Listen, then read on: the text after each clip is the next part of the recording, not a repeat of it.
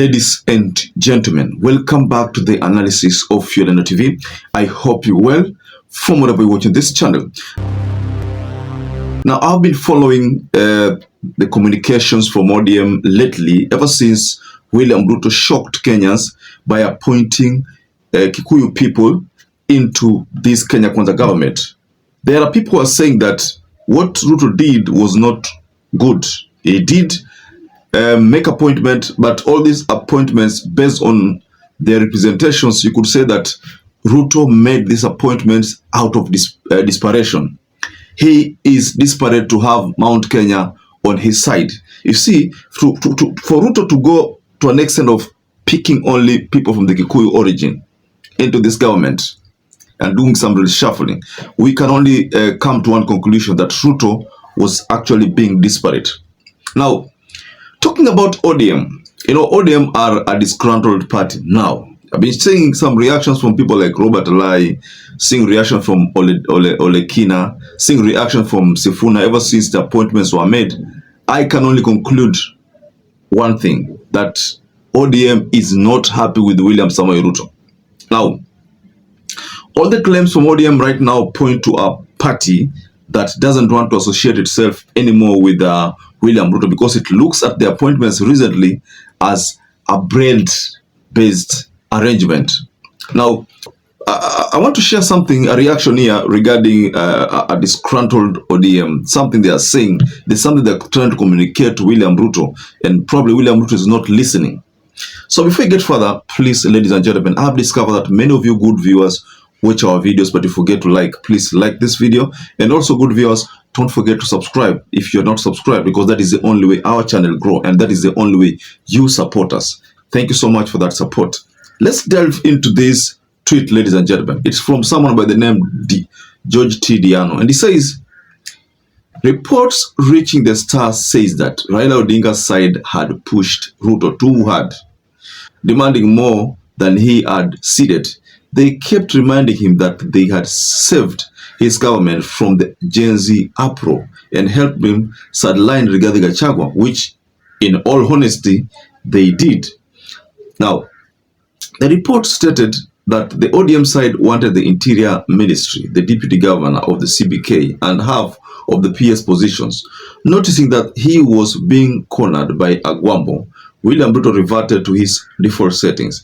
He waited for the moment Raila was away in West Africa and rushed to Ishaweri to have a handshake and sign an MOU with Uhuru.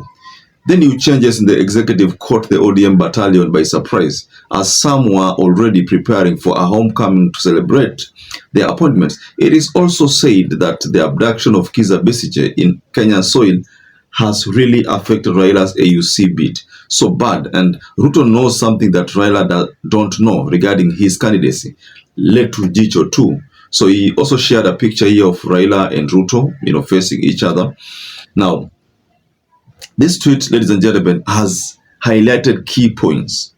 One, that the timing of Ruto's visit to Ishaweri, the timing, it took place when Raila Odinga was outside the country. I remember that day he had gone to West Africa. So Raila was not in the country, because otherwise it would have caused some challenge. So then again, they talk about ODM not happy. This tweet talks about ODM not happy.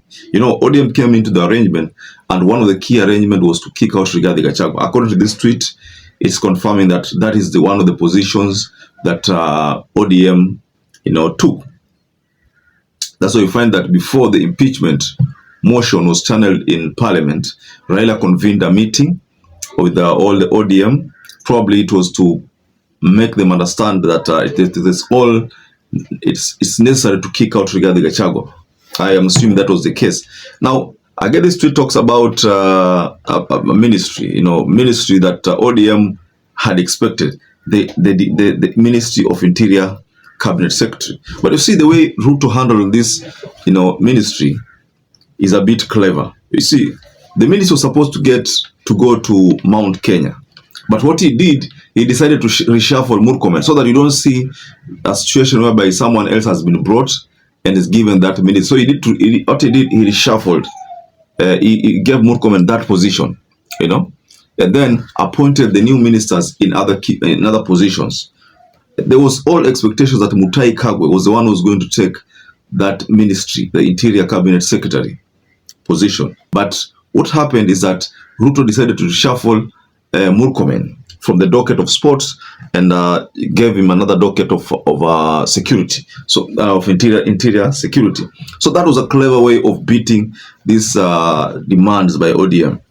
The tweet also tells us about something here, that ODM has been pushing William Ruto lately. Why? Because they wanted more. Remind you, in these appointments, ODM did not receive a single appointment. All these appointments went to Uhuru Muigai Kenyatta's buddies.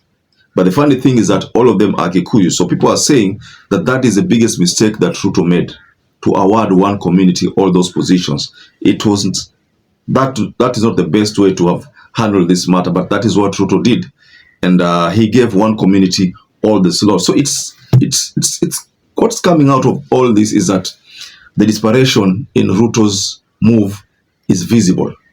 It's visible based on this move. Because ask yourself this: why did he appoint all from Mount Kenya? Why not Western?